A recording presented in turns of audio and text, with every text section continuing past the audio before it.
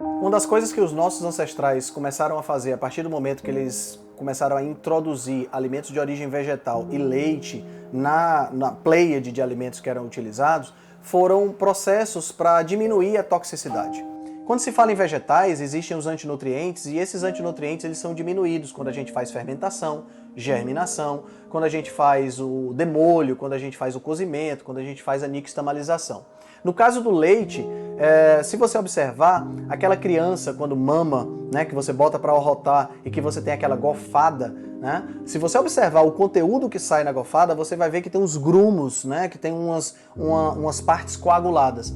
Aquilo ali é exatamente muito parecido com o queijo. Isso é produzido por uma enzima, por uma substância que nós temos no nosso estômago chamada renina. A renina é responsável por essa coagulação. Essa coagulação, essa solidificação do leite, faz com que esse leite passe mais tempo no estômago e possa ser digerido com um pouco mais de tranquilidade pela criança, né? O que é que acontece então, o que é que nós, seres humanos na época primitiva, aprendemos? Que dava para fazer a mesma coisa.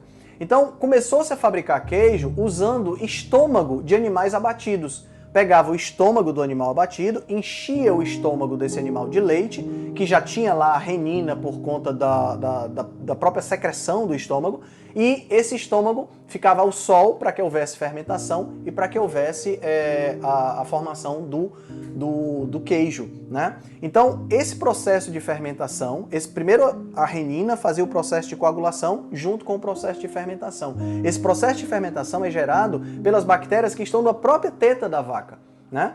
Infelizmente, hoje na indústria, a gente faz o processo de pasteurização, que é para evitar que a gente tenha doenças decorrentes de contaminação, mas a gente também acaba eliminando as bactérias benéficas do tipo lactobacillus que fariam a fermentação.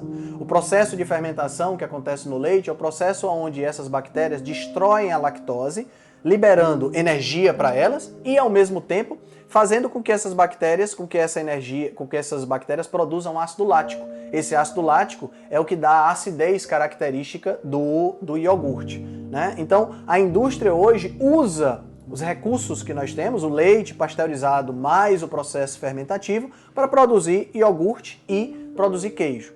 Infelizmente, a mesma indústria que faz isso também descobriu que eu consigo produzir queijo sem ter que esperar o tempo da fermentação. Então começam a surgir os queijos fake. Como é que eu faço para fazer um queijo fake? Eu coloco a renina, que coagula o leite quase que instantaneamente, e coloco o ácido para dar o sabor parecido com o queijo. O problema é que esse ácido não destrói a lactose, ele simplesmente acidifica o meio e faz com que o queijo tenha um sabor parecido. Então você vai para uma pizzaria, comer um rodízio de pizza e acha que está comendo queijo na pizza, mas na realidade você está comendo um queijo fake. Você não tem intolerância quando você come queijo, porque no queijo as bactérias fermentaram a lactose e você não tem lactose no queijo, ou tem muito pouca lactose. Mas quando você come esse queijo fake ele tem lactose porque não sofreu o processo de fermentação.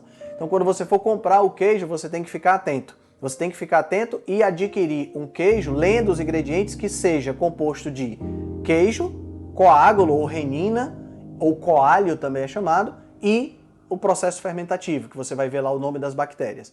Não compre queijo se você tiver ácido acético, vinagre ou ácido lático adicionado.